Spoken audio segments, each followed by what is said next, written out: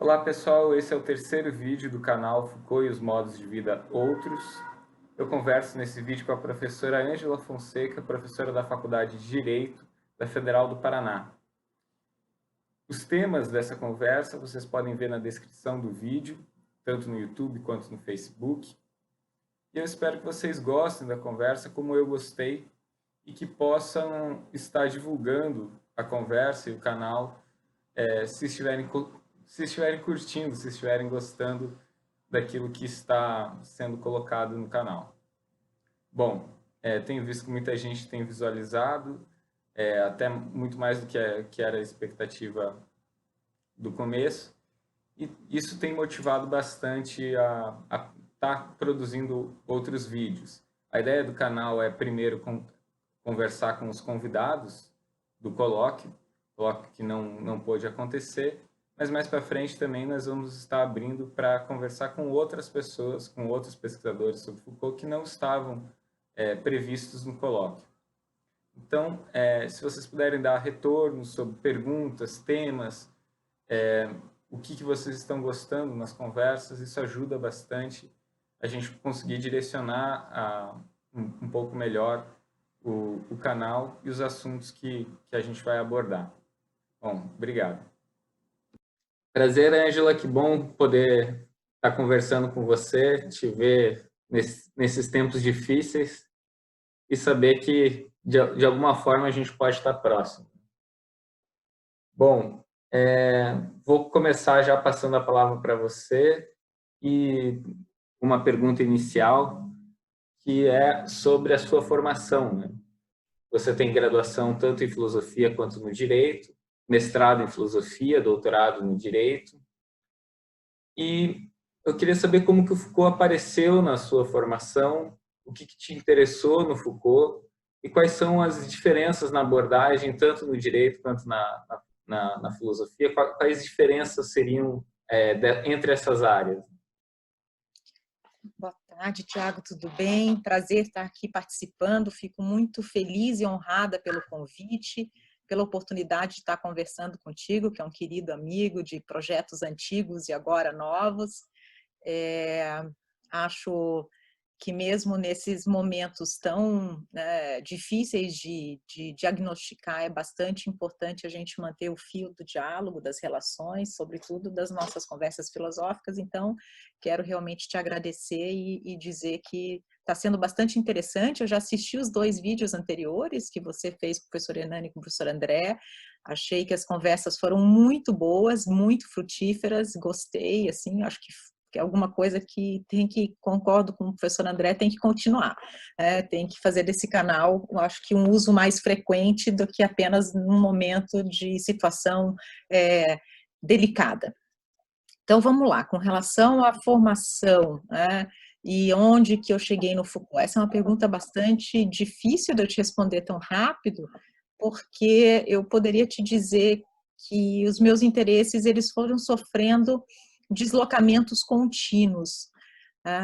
O meu primeiro interesse não foi na área do direito, meu primeiro interesse foi na filosofia. Eu acho que o curso de filosofia me capturou muito mais do que o curso de direito, tanto é que eu acabei meio que largando por um bom período o direito, fui fazer o mestrado na filosofia, apenas no doutorado que eu voltei para o direito, para a filosofia do direito, o que foi foi um feliz reencontro, depois eu posso até falar sobre isso, mas o que eu quero dizer é que esses deslocamentos se deram, porque meu primeiro interesse foi com a obra do Nietzsche. O Nietzsche foi o primeiro autor assim, que me causou um impacto, que me causou uma vontade de cavar mais a fundo, e eu comecei trabalhando com Nietzsche, tanto na minha monografia de conclusão do curso, quanto no mestrado, com o problema do conhecimento no jovem Nietzsche, que me levou para o problema da subjetividade, a crítica da razão, a crítica da subjetividade. Então, foram esses os meus primeiros temas, ainda muito, digamos assim, muito iniciais, muito ingênuo o olhar que eu tinha, né? Acho que a ingenuidade é alguma coisa que talvez a gente nunca abandone, né? A gente continua mantendo alguns níveis de ingenuidade, que pode ser talvez uma mola propulsora aí para continuar pensando. E do tema da crítica da subjetividade em Nietzsche, isso me levou para o questionamento do corpo, a partir do próprio Nietzsche, ou seja, qual é o relevo, qual é a importância de um pensar isso que sempre esteve numa margem, sempre esteve num espaço menos digno das grandes questões, das grandes categorias filosóficas.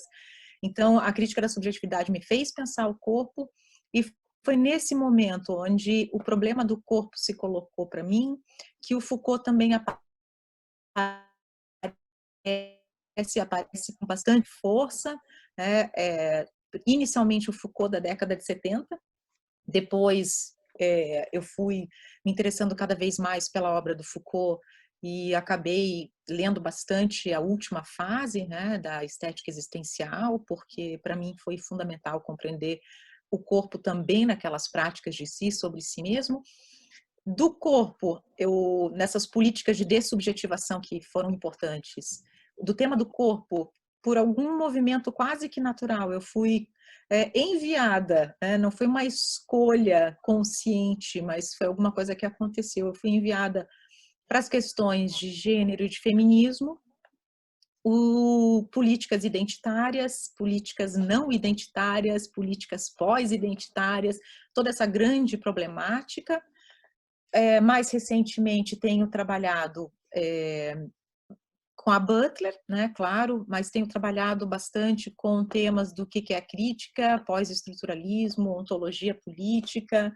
Então, eu diria que foram esses caminhos, né, que foram se fazendo e que me levaram para o Foucault, e o Foucault não é meu único, digamos assim, eixo de pensamento, mas seguramente ele é um dos eixos principais. Com relação, então, à leitura do direito e à leitura da filosofia, eu confesso que isso é um desafio, né? Um desafio bastante grande. Você sabe que o Foucault não é um autor desconhecido do direito, eu, inclusive, ouso dizer que ele é um autor bastante pop, né? Bastante mencionado, bastante trabalhado, bastante utilizado na criminologia. O Foucault é uma figurinha bastante recorrente, mas eu tenho para mim que nós temos excelentes leitores de Foucault no direito, nós temos excelentes trabalhos sobre Foucault, mas eu acho que o modo de pensar o Foucault é bastante e significativamente diferente na filosofia e no direito. O direito se ocupa bastante do Foucault, do poder. E a arqueologia e a estética existencial são, digamos assim, passagens ou partes da filosofia do Foucault que nós todos sabemos que são cruciais, mas elas são menos relevantes. Não estou dizendo que as pessoas desconheçam, mas elas aparecem com uma menor frequência, elas são menos relevantes no estudo jurídico do Foucault. Outra coisa que chama bastante atenção é que o Foucault para o direito, em grande medida, e isso se dá já há umas boas décadas, esse cenário tem se modificado nos últimos tempos, mas em grande medida ele é lido como alguém que elabora um pensamento de rejeição do poder jurídico soberano. E qualquer um que tenha gasto um pouco de tempo para estudar melhor o Foucault e que também gaste um pouco de tempo para estudar o pós-estruturalismo, sabe que não é possível colocar as coisas nesses termos tão nihilistas, né? Um ou, eu acho que em termos de pós-estruturalismo, em termos de pensamento Foucaultiano, essa ou isto ou aquilo são ciladas que nós precisamos escapar de imediato, né? Então, perceber que quando o Foucault está analisando outras dimensões e práticas do poder que não o jurídico soberano, absolutamente não é uma forma nem de rejeição, nem de negação, mas é a abertura de uma clivagem nova, de um olhar diferente e que só enriquece aquilo que seria possível pensar também no campo do direito mais tradicional. É importante você ter falado sobre essa questão da análise das relações de poder, que parece como aquilo que chama mais atenção dentro do pensamento do direito, e como que essas análises de relação de poder que o Foucault faz ao fazer a crítica do modelo jurídico-político para analisar o poder, pensando agora o poder em termos de existência e de funcionalidade, como que o Foucault parece, pelo menos à primeira vista, trazer um problema para o direito que se coloca como um campo do saber que está preocupado, quase que fundado, sobre a questão da legitimidade do poder. Então, como que o Foucault, trazendo a questão do poder não sobre termos, não nos termos da legitimidade ou da ilegitimidade, como o direito costuma muitas vezes estar pensando, como que o Foucault pode então estar contribuindo para o direito nessas análises de poder? Veja, para mim, justamente porque ele não faz uma análise do poder ao modo tradicional, é o motivo pelo qual ele é tão relevante para ser digamos, um guia para pensar, para ser uma inspiração para a gente pensar as relações de poder no direito. É exatamente por essa alteridade, é exatamente por essa diferença que a contribuição dele é muito mais significativa. Como é que eu poderia começar a dizer isso, né? Porque o Foucault foi tarjado enfim, estou falando para Foucaultianos, eu não preciso explicar o beabá para quem já conhece muito bem a história toda, né? Mas o Foucault foi por longo tempo tarjado como um desses autores que está na contramão daquilo que pensa uma teoria do poder, e é exatamente a teoria do poder o que atravessa o trabalho do direito, de pensar o poder no direito.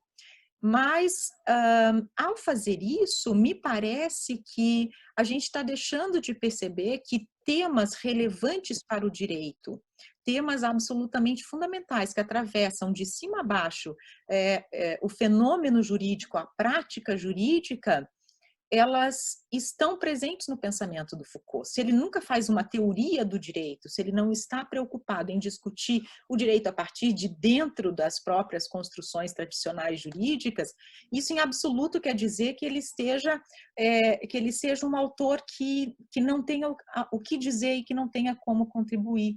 Então, me parece que as questões, por exemplo, da legitimidade. Realmente, essa não é uma questão para o Foucault, mas as questões dos legalismos e dos ilegalismos é alguma coisa absolutamente fundamental num determinado momento, no início da década de 70, ele está pensando sobre isso.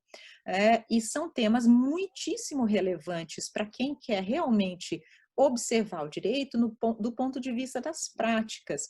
Eu estava dizendo para você que me parece que o autor um autor como Foucault, que justamente por não estar de mãos dadas ao modo tradicional de pensar o poder, como faz o direito, pode contribuir muito, exatamente porque parece que ele abre aquela película, aquela pelezinha bastante usual e bastante tradicional do modo como se pensa o poder e faz com que a gente atravesse, digamos assim, essa superfície conceitual muito estável, atravesse essa superfície conceitual já bastante aceita e perceba como aquilo que se coloca no plano da nomeação, no plano da designação, no plano, portanto, da conceituação do direito, muitas vezes pouco tem a ver com aquilo que acontece no plano das práticas efetivas. Então, nesse momento, Foucault nos dá uma capacidade de análise daquilo que efetivamente acontece, né? Como ele mesmo diz, claro que ironicamente, eu não sou um filósofo das grandes questões abstratas, eu sou um filósofo do cotidiano, das questões empíricas menores.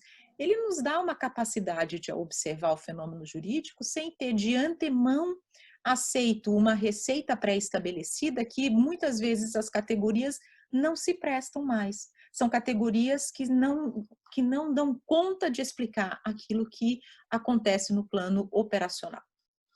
Então, desse modo, eu acredito que um estudo bastante sistemático, embora essa seja uma palavra péssima para trabalhar com um autor como Foucault, mas um estudo sistemático no sentido de ser um estudo sério, que leve em consideração não apenas, né, Vigiar e Punir, Nascimento da Biopolítica, Segurança, Território e População, que são os livros clássicos do Foucault no direito, mas que leve em consideração todos os caminhos, né, do pensamento Foucaultiano, os seus deslocamentos, os seus desvios e para onde é que ele chegou, e tudo isso pode trazer para a gente digamos assim, um material bastante importante para pensar filosoficamente aquilo que acontece do plano da experiência e das práticas jurídicas. Ângela, as suas pesquisas, como você já adiantou, suas pesquisas abordam o Foucault principalmente através do problema do corpo. Uhum. Aparece no problema do corpo, nas pesquisas, entre autores como Nietzsche, como Francisco Ortega, como Roberto Espósito, entre outros autores. Como que o Foucault contribuiu e como que você relaciona o campo teórico que você pesquisou sobre essa questão do corpo? Puxa, essa é uma pergunta que eu preciso responder em diferentes níveis aqui, tem diferentes momentos a minha resposta.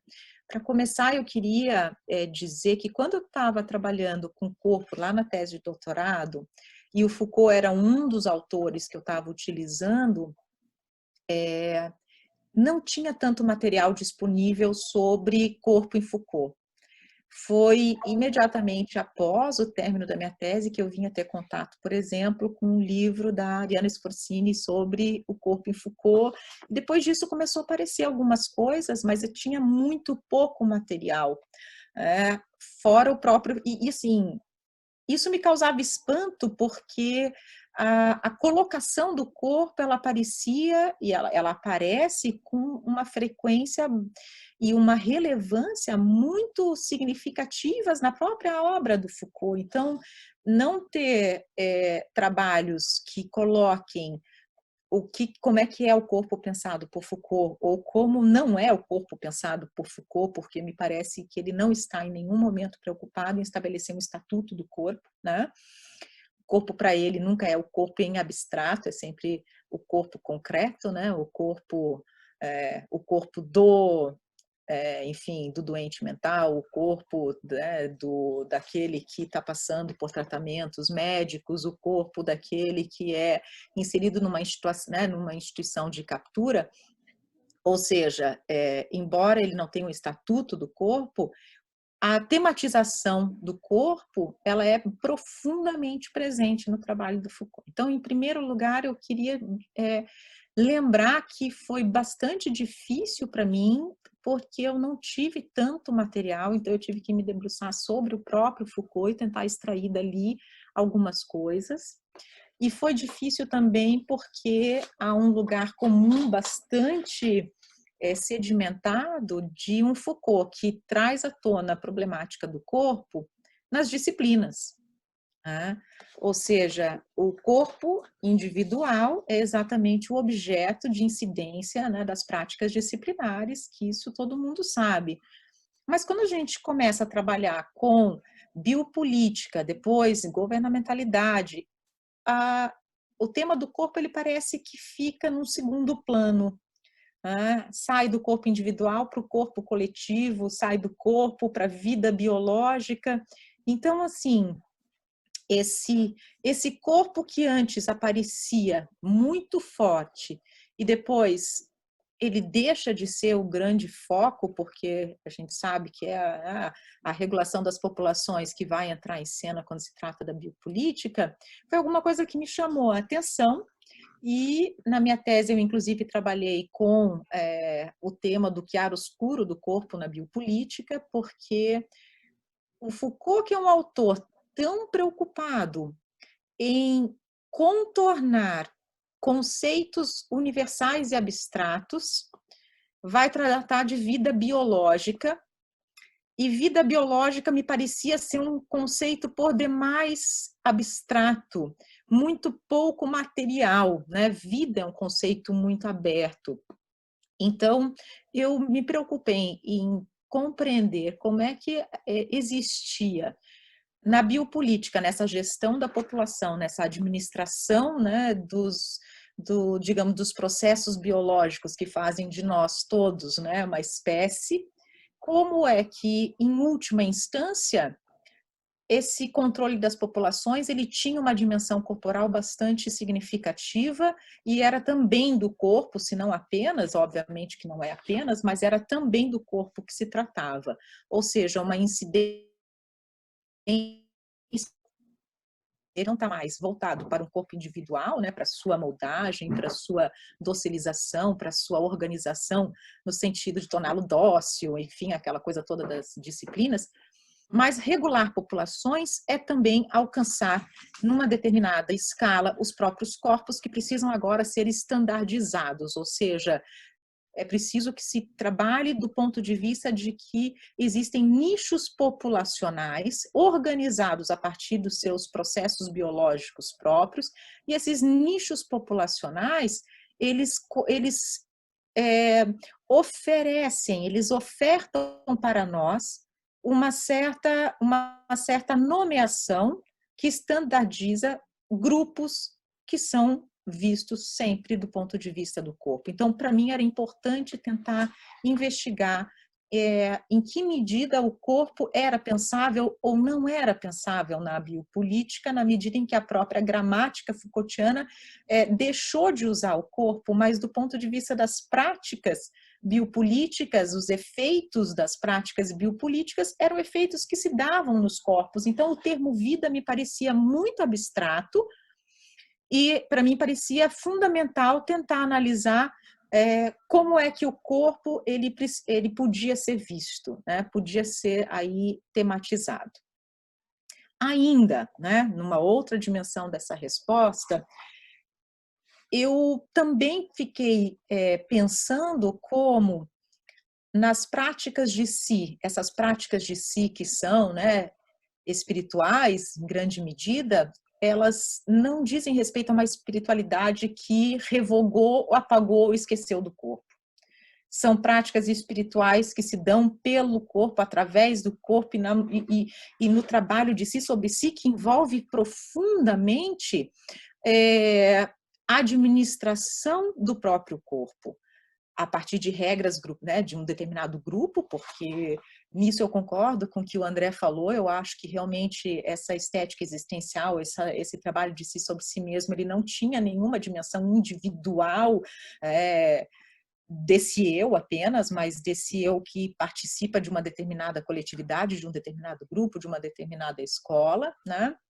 Então, mesmo quando a gente está falando de práticas de uma estética existencial, quanto quando a gente fala sobre, né, que seria o governo de si, grosseiramente, mas quando a gente fala do governo dos outros, o governo dos outros também vai levar em consideração, também vai operar, melhor dizendo, num campo onde, em última análise, são os corpos que são atingidos também. Então, o corpo ele é um presente ausente, e ele é um presente ausente, é claro que eu imagino que ele não seja tematizado à exaustão, porque ele precisa ser exatamente isso que é materialmente, isso que é simbolicamente, isso que é circunstancialmente objeto e produto das práticas de poder e dos nossos discursos de saber, ou seja, o corpo ele precisa ser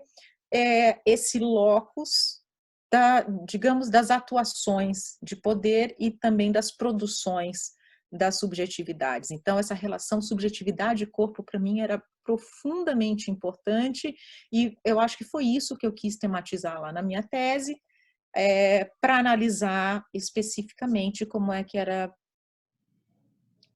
acontecia do ponto de vista da permissão ou do fazer jurídico das normas que implementam a atuação do tratamento de transtornos mentais na infância pelos CAPSI e eu queria tentar entender essa relação subjetividade e corpo a partir desse conjunto normativo no sentido jurídico, e como esse conjunto normativo ele envolvia práticas disciplinares, biopolíticas, mas todas elas que estão encobertas por essa capa de um discurso jurídico tradicional. Então, até aproveito para voltar ao que eu falei antes, você me perguntou por que o Foucault é tão importante para o direito, porque eu queria mostrar como a gente poderia analisar, por exemplo, esse mesmo objeto a partir de um discurso tradicional do direito, ou abrindo essas práticas para tentar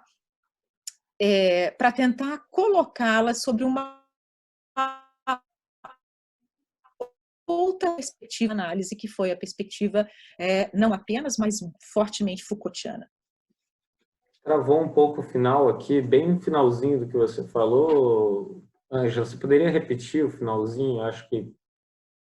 Claro, eu não sei desde onde que travou, mas eu estava dizendo para você que eu retomei um pouco do que eu tinha dito antes sobre a importância do Foucault para as análises jurídicas, porque ele forneceu, então, digamos assim, um instrumental bastante interessante para se analisar aquelas práticas sobre o corpo das crianças que tinham, portadoras de doença, de transtornos mentais, e como isso era uma relação profunda entre subjetividade, corpo e governo dos outros também, né? Então, para mim, foi bastante importante fazer essa relação. Bom, mais recentemente, então, como você mesmo já disse, tem havido maior espaço nas suas pesquisas para Judith Butler, no pensamento da Judith Butler.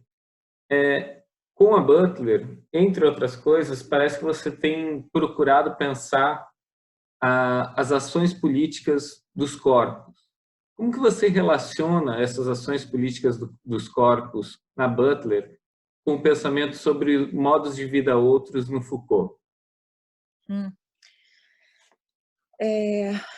Aqui eu acho que eu vou retomar um pouco que o André conversou contigo no vídeo anterior que você já fez. Não sei se todo mundo vai assistir, se assistiu o anterior, se não assistir, recomendo, assista, né?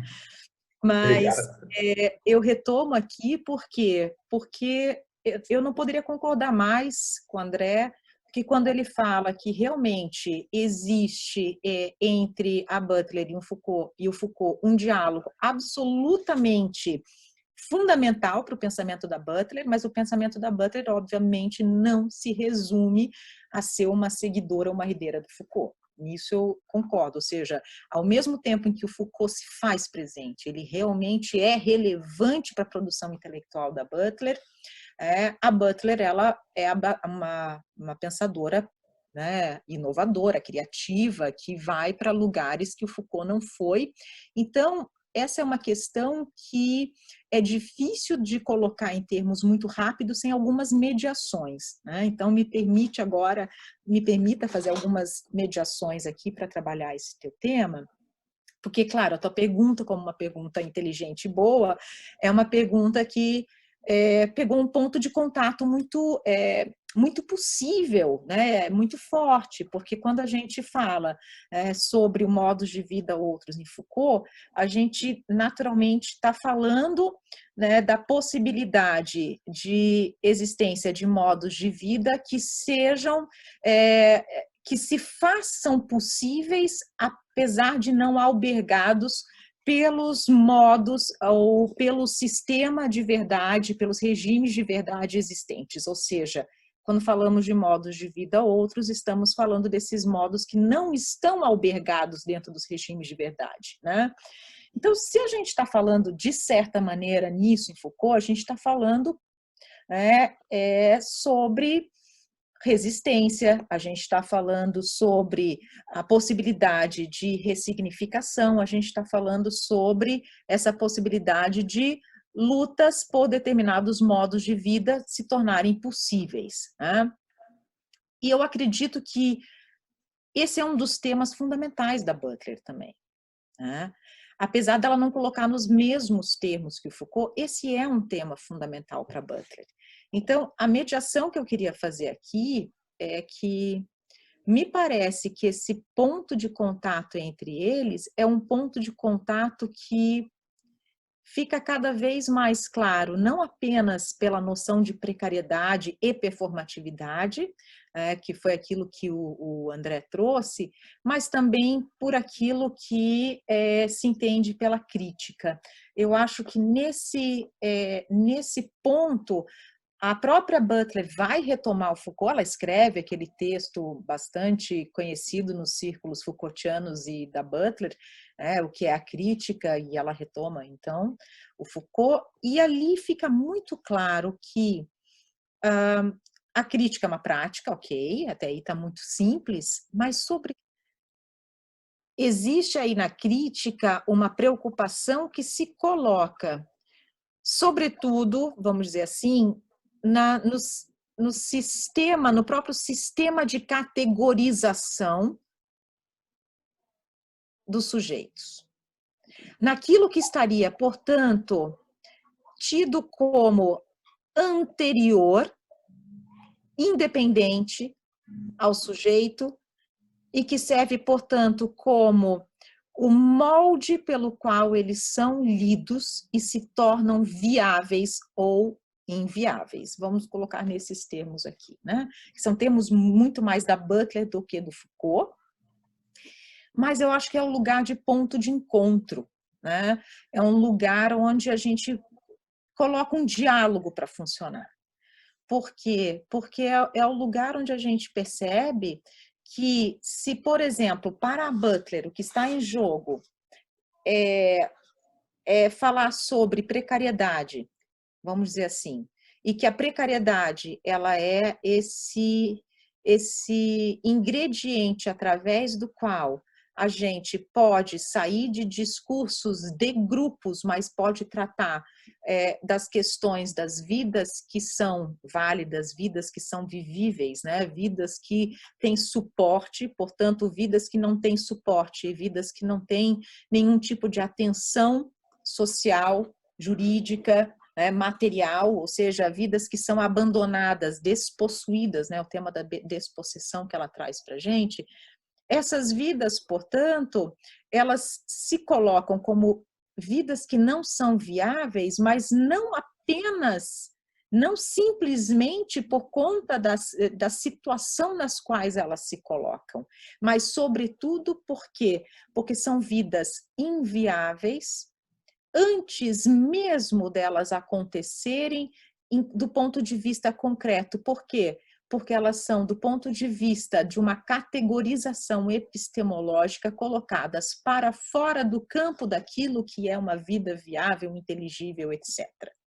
Então, com isso eu quero dizer que para a Butler, o exercício da crítica é um exercício que exige, a um só tempo, compreender que esse eu, ele só pode ser significado quando eu acesso as formas de avaliação desse eu que são anteriores essa própria existência, ou seja, que se colocam para fora dessa própria existência, e, portanto, a crítica precisa atingir todo esse sistema de classificação e categorização. Essa vida, ela também, além de ser uma vida que eu compreendo, ela é uma vida conectada a outras vidas, então é o tema que me faz um ser social, a dependência e a codependência, né?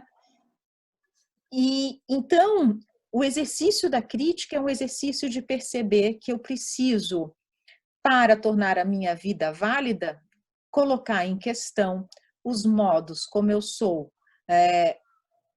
categorizado e os modos como eu sou governado a partir do lugar que essas categorias que me enquadram, essas categorias que me definem, me colocam.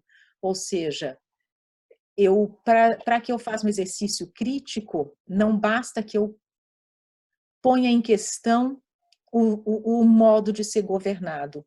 E aí entra muito claramente essa relação com Foucault, né? Não ser governado por essas formas, dessa maneira, por esses princípios, não é não ser governado em absoluto, isso já é uma frase para lá de conhecida de todo mundo que trabalha com Foucault, mas não ser governado dessa forma. E não ser governado dessa forma muito além de falar apenas de práticas, fala sobretudo daquilo que ambienta, disso que, digamos assim, que são as condições de possibilidade dessas práticas de governo. Por isso que eu falo que é o sistema de categorização. A crítica, portanto, é um exercício árduo.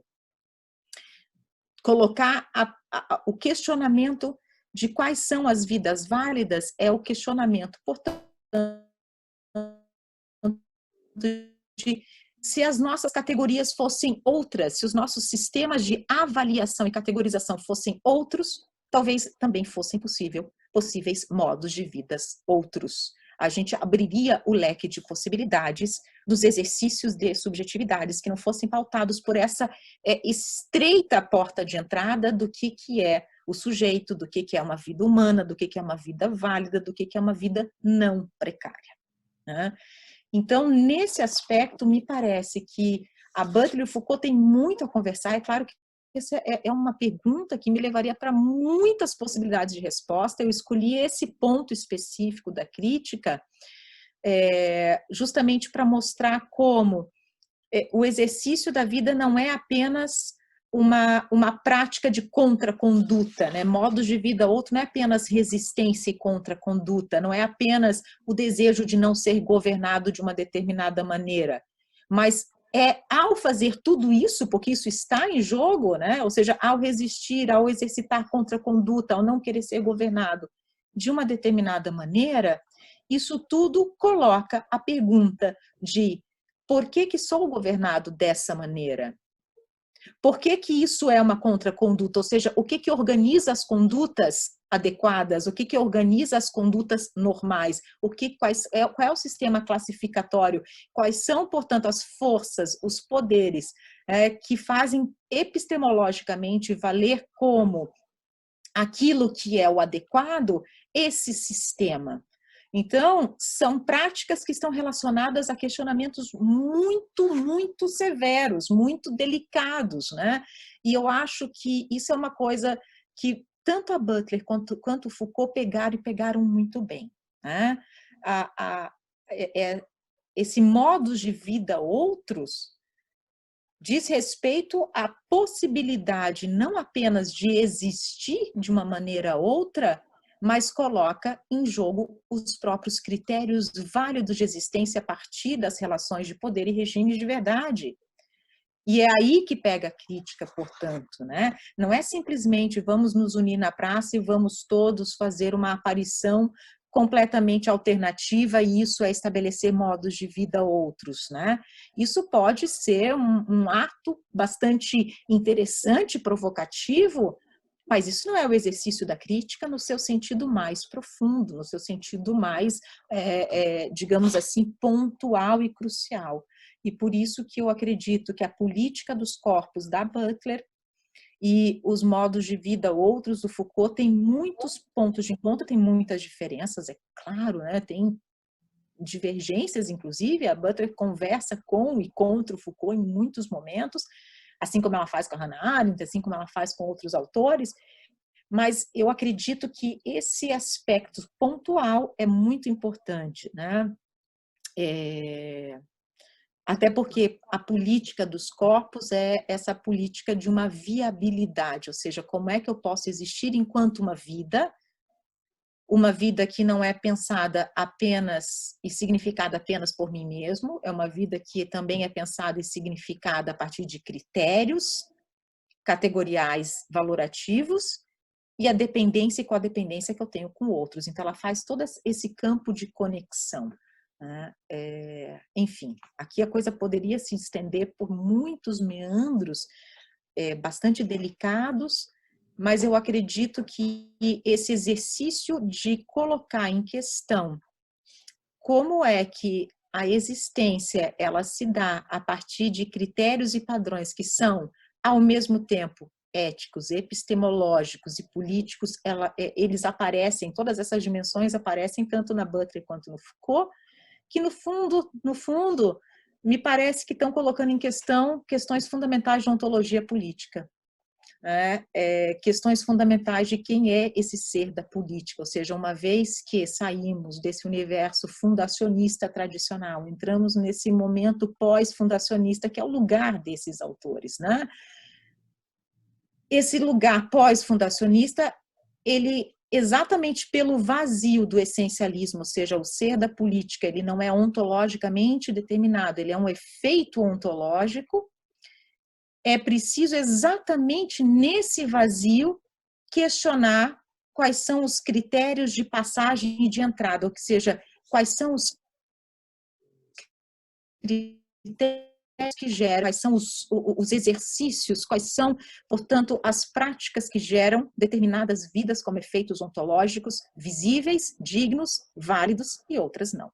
Né? Ou seja, elas já são constituídas dentro desse espaço de dignidade, indignidade, validade, não validade, ou seja, esse lugar do ser da política e as condições desse ser da política deixado pelo vazio, né, de um essencialismo, de um substancialismo, é alguma coisa que está muito presente no problema da crítica, no problema do modo de vida outro e no problema, portanto, da política dos corpos da Butler.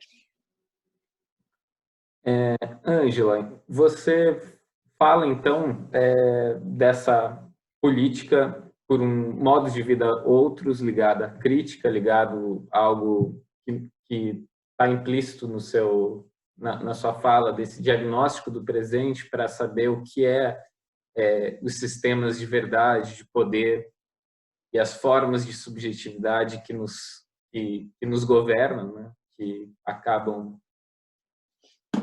nos tomando. E você fala dessas questões que nós estamos, e eu também estou colocando em pauta essas questões dos modos de vida outros, em um momento em que a gente também vê cada vez mais um crescimento do conservadorismo, um crescimento de uma naturalização do discurso neoliberal, um contexto político, tanto no Brasil quanto no mundo, bastante preocupante e que nos faz cada vez mais voltar a uma política de luta por conservação de direitos, uma política de luta de conservação de direitos que não abrange de uma maneira suficiente o tipo de política que nós estávamos falando. A política que nós estamos falando, quando nós estamos falando de um colocar em questão os sistemas de verdade, de colocar em questão as relações de poder e subjetividade junto com os sistemas de verdade para pensar modos de vida outros, é um tipo de política que transcende muito as demandas jurídico-políticas tradicionais ou as demandas jurídico-políticas em si. Bom, mas o momento político que nós estamos vivendo é esse. Nós estamos num momento político de uma preocupação cada vez mais com a busca por garantir direitos que tinham sido conquistados a duras penas e estão cada vez mais sendo tomados, cada vez mais sendo atacados. Você acha que a questão dos modos de vida outros estaria, de certa forma, descompassada com os desafios do presente? Haveria um descompasso da gente questionando algo muito além daquilo que seria o básico, que nós somos cada vez mais levados a defender? Puxa vida, Tiago, essa é a pergunta das perguntas, né? Assim, me parece assim que eu entrei na biblioteca de Babel do Borges e eu tenho que achar o livro dos livros, né? A resposta que eu acho que estamos todos um bocado atônitos,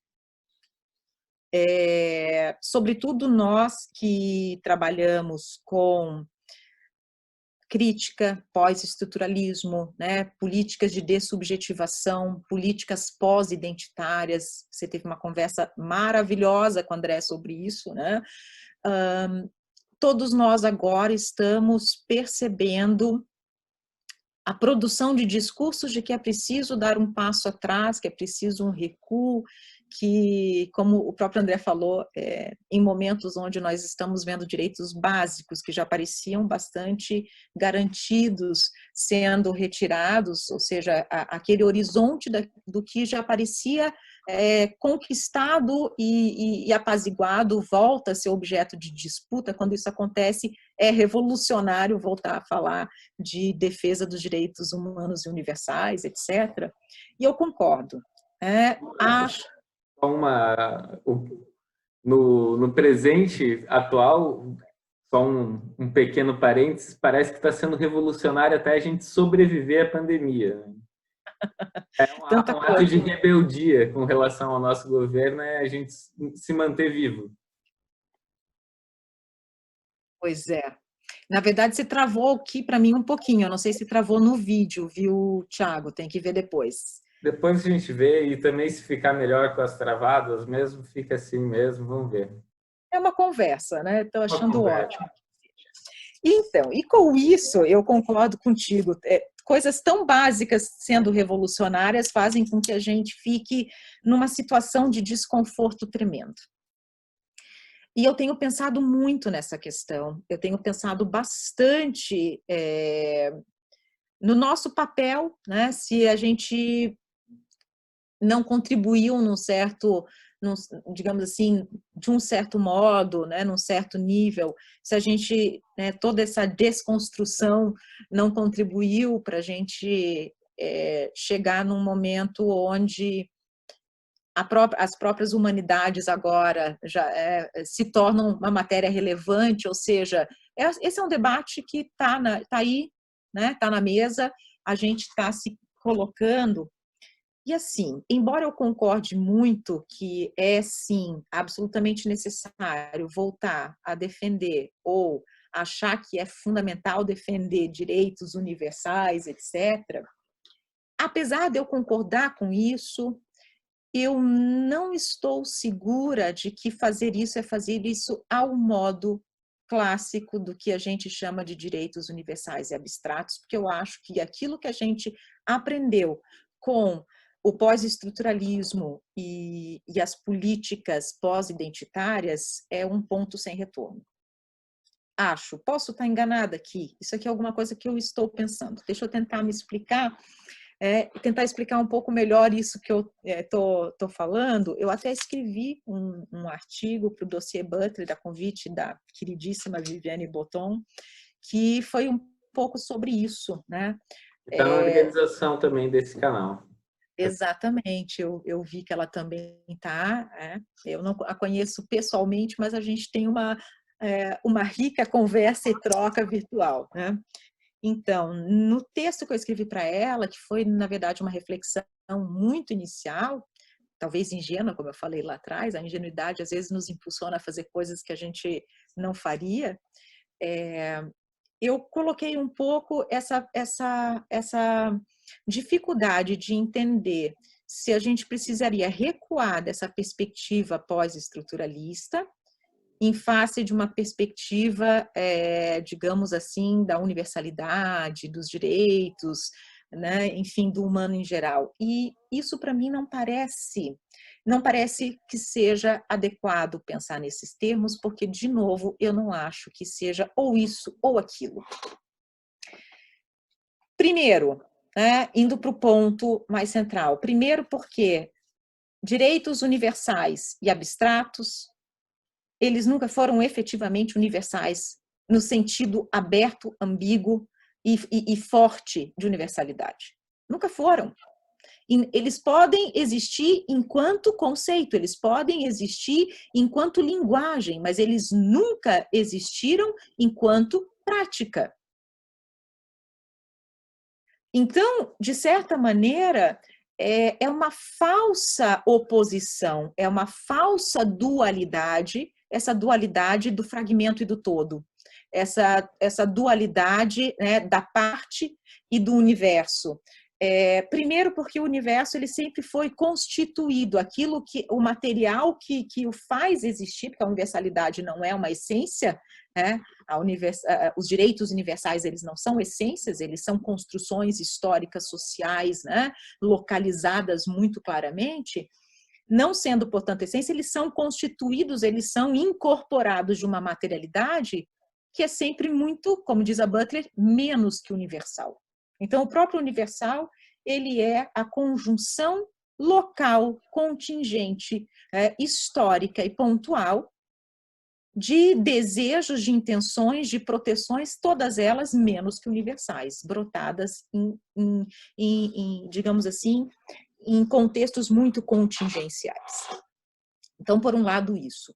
Por outro lado, a gente toma isso que é o fragmento, a parte, muitas pessoas trocam como se o identitário fosse o fragmento, né?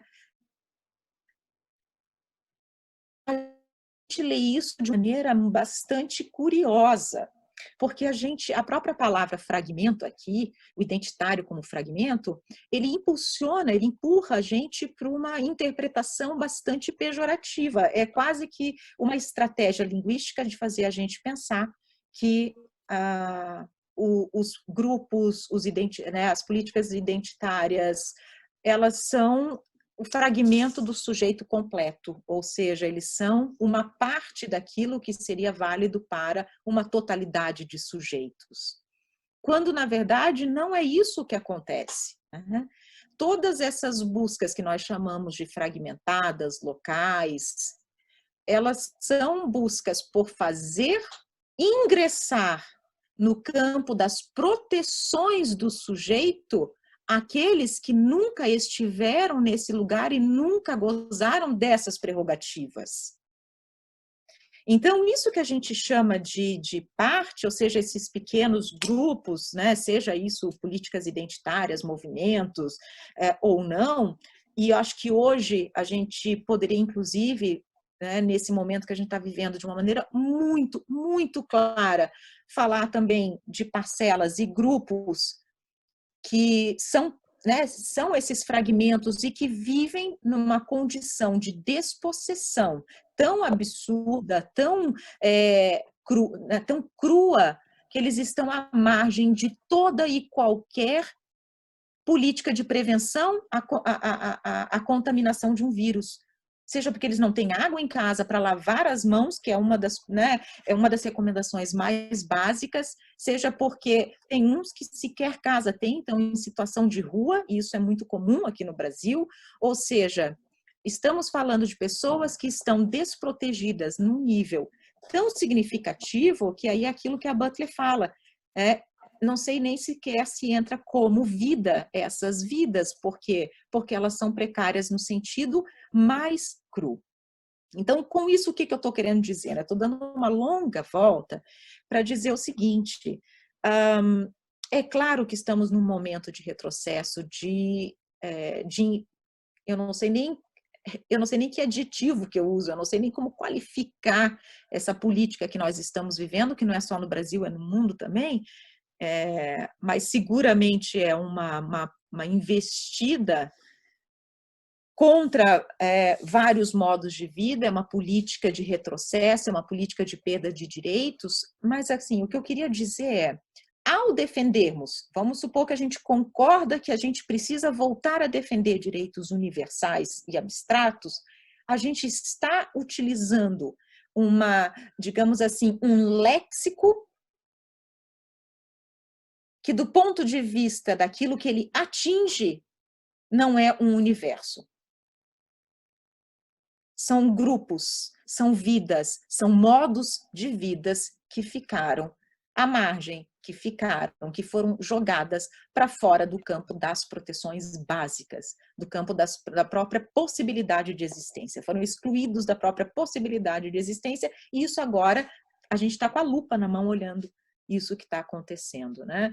Então, o que eu quero dizer eu acho que é um pouco o gesto, né, para utilizar o termo do André, que eu acho maravilhoso, a coisa do gesto filosófico, ele diz muito.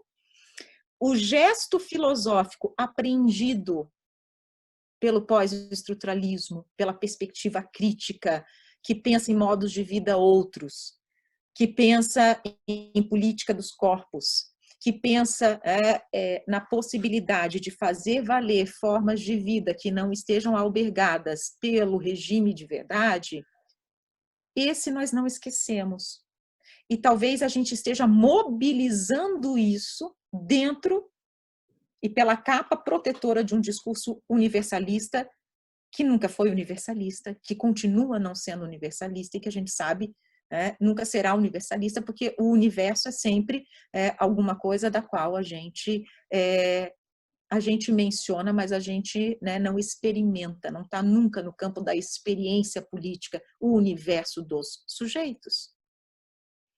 Então, assim, não sei se eu respondo a tua pergunta, eu entendo que a gente esteja pensando que perdeu a força nesse momento o modo de vida outros, as políticas as micropolíticas, se a gente quiser, que ficou muito em voga chamar essas políticas dos grupos de micropolíticas, mas a grande política, ela nunca é uma política efetivamente voltada para a totalidade. Então, eu acredito que a gente continue nessas lutas, a gente continue operando, veja, ressignificação. Eu acho que é um pouco isso, a gente, utilizando um vocabulário tão aberto, a gente está ressignificando ele, por quê? Porque o que ele atinge não são os direitos de todos, até porque quem fica sem a cobertura não são todos, quem fica sem a cobertura são alguns modos de vida, algumas vidas precárias, né? Então, sim, do ponto de vista político e estratégico, é fundamental que a gente defenda a vida como um todo e volte para o discurso universalista, mas a gente não pode deixar de perceber que, do ponto de vista das práticas, nós estamos voltados para aquelas vidas que, nesse universo, não participam desse universo. Não participavam antes e agora não participam de uma maneira ainda mais evidente, né? Enfim, essa é uma discussão enorme. Eu ainda não tenho essas respostas. Eu acho que poucos de nós realmente têm a possibilidade de perceber até que ponto toda essa nossa discussão crítica e eu não vou usar o termo relativista, porque eu não acho que seja um relativismo no sentido pobre e simples do relativismo, mas toda essa perspectiva de desassujeitamento e valorização de sujeitos e vidas outras, né, podem nos provocar a deslocamentos de ações, né, do ponto de vista da ação política, da demanda política e da demanda por direitos também. Porque parece que a gente está numa posição que, nesse momento, a gente enquanto estudantes pensadores como Nietzsche, como Foucault, como todos os pensadores disso que foi compreendido como um pós-estruturalismo ou o pensamento da diferença, parece que a gente está numa posição onde a gente acaba sendo acusado por pessoas dentro do campo progressista com as quais nós dividimos o campo progressista, acabamos sendo acusados muitas vezes de irresponsabilidade, né? Não, mas vocês criticaram a ciência, vocês criticaram o direito, vocês criticaram a verdade, e agora nós estamos num momento de falsidade, de falta de direitos, de relativismo da verdade. Uhum. Mas realmente uma chantagem que se faz, né?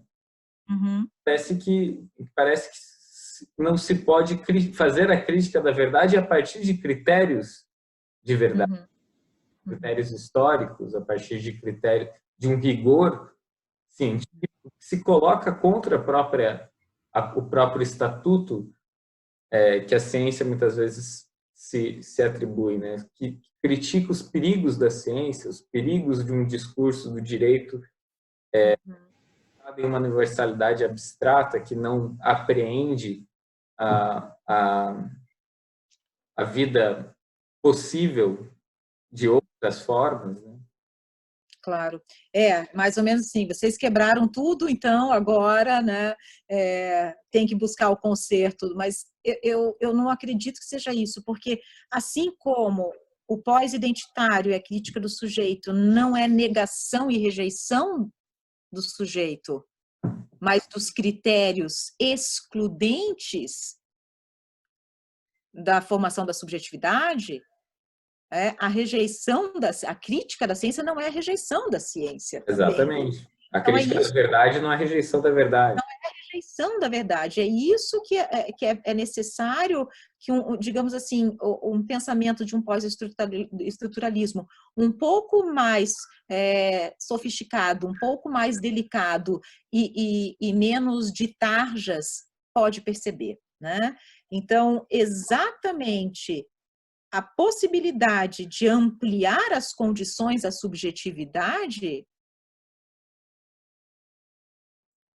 Travou. para grupos, para pessoas, para formas de vida que não entravam. Travou? Agora voltou. Exatamente para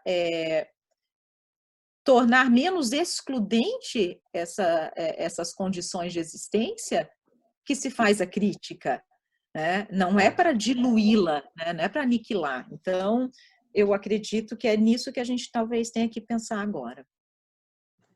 Bom, então, diante dessa pandemia, também tem uma pergunta que você tanto estudou a biopolítica, quais seriam, no seu modo de ver, as principais contribuições que os estudos da biopolítica poderiam nos dar neste momento para pensar o que estamos passando com essa pandemia do coronavírus?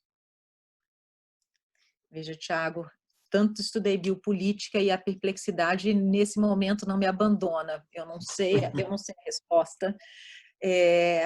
O que eu consigo minimamente te dizer agora, e na verdade muitíssimo orientada pelo excelente texto que eu descobri que foi traduzido por você, do Daniele Lorenzini, é um pouco que a gente não utilize como se fosse uma receita mágica o tema da biopolítica para ler essa situação em especial, né?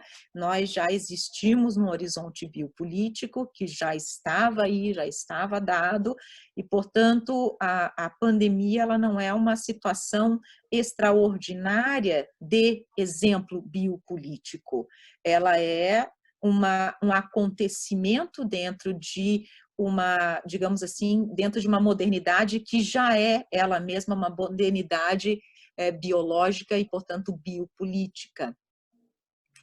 O que eu acho interessante, então, ao considerar isso, e, portanto, não pensar essa situação excepcional do vírus como apenas um exemplo máximo, levar um pouco em consideração o quanto que não podemos simplesmente ler essa ocorrência a partir de critérios puramente naturais de infecção. Ou seja, se a biopolítica nos ensinou alguma coisa, ela nos ensinou que essa dualidade natureza e cultura, os processos naturais da saúde de uma população, por exemplo, que precisam acontecer a revelia da intromissão e da decisão política no primeiro momento, para depois haver, portanto, o campo, a partir dessa observação dos processos naturais. E aí sim haver a possibilidade de decisão política e, portanto, de intromissão desse poder. Eu acho que o que parece aqui é que esse vírus não pode ser analisado apenas como uma ocorrência natural. De que modo?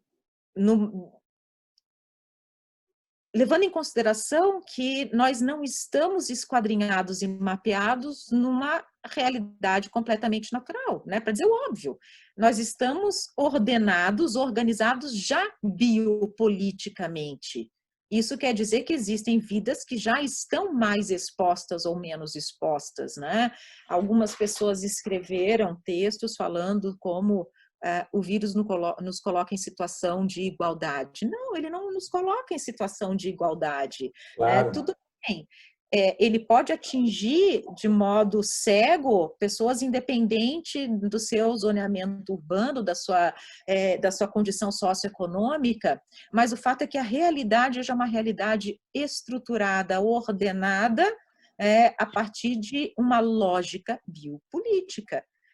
Então, eu acho que desse ponto de vista, a gente pode ampliar um pouquinho o olhar não apenas para o que está sendo feito do ponto de vista de decisões políticas aqui e agora, que é basicamente o que a gente faz no cotidiano, no noticiário, né? A gente fica observando quais são as decisões, né, nos municípios, no estado, né, enfim, no país do governo Bolsonaro em geral, a gente fica observando, comparando com as medidas de outros países, ou seja, a gente está observando apenas o campo das decisões políticas como se elas estivessem se dando num terreno liso, não rugoso, né, num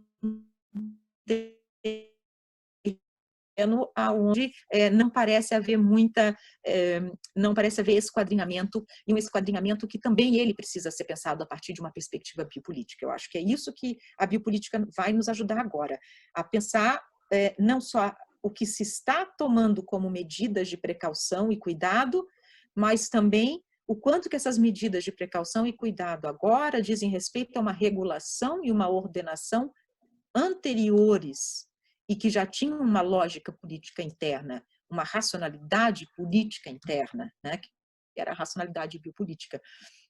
Então, é um pouco isso que eu fico imaginando. Outra coisa que eu acho bastante importante das análises biopolíticas é toda essa relação entre um discurso de veridição econômica, todo esse discurso de competitividade econômica, né, seja do ponto de vista da competição liberal ou enfim, de uma biopolítica liberal e de uma biopolítica neoliberal, o que a gente percebe aqui agora é como esses discursos estão de novo tomando a frente para pensar a própria ocorrência da doença. Como, digamos, os prognósticos da economia são quase que oraculares, embora a gente tenha empiricamente uma quantidade de exemplos bastante significativo para mostrar para a gente como os prognósticos da economia dão errado com muita frequência. Não se dão com muita frequência. Tem muita gente escrevendo sobre isso, gente interessante, falando como a economia parece um universo ideal, que não tem lá tanto a ver com o universo real. Mas como ele acaba sendo um discurso de veridição de decisões que são biopolíticas também, né? Angela, tem alguma pergunta que você gostaria que eu tivesse feito? Não, imagina, Tiago, acho que a gente conversou sobre muitas coisas, não sei se o fio ficou lá muito claro, né? Porque a gente foi para vários lugares diferentes, mas eu gostaria muito de falar um pouquinho sobre políticas pós-identitárias, mas eu duvido muito que eu consiga falar alguma coisa mais relevante do que você já conversou com o próprio André, que eu acho que foi uma conversa excelente. Então, acho que é isso mesmo, Tiago. Bom, mas se você quiser conversar, desenvolver um pouco, eu... Um próximo, a gente faz um novo café deixo no filosófico. próximo.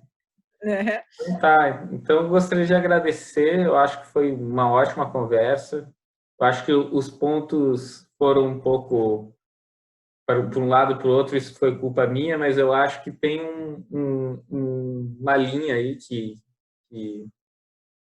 dirige a conversa. Eu acho que a gente conseguiu desenvolver uma conversa interessante, espero que as pessoas que estejam assistindo gostem. Joia, obrigada mais uma vez, Thiago, foi um prazer. De repente, uma próxima conversa, a gente faz uma temática só, daí facilita. Tá bom? Um abraço, Thiago, obrigada.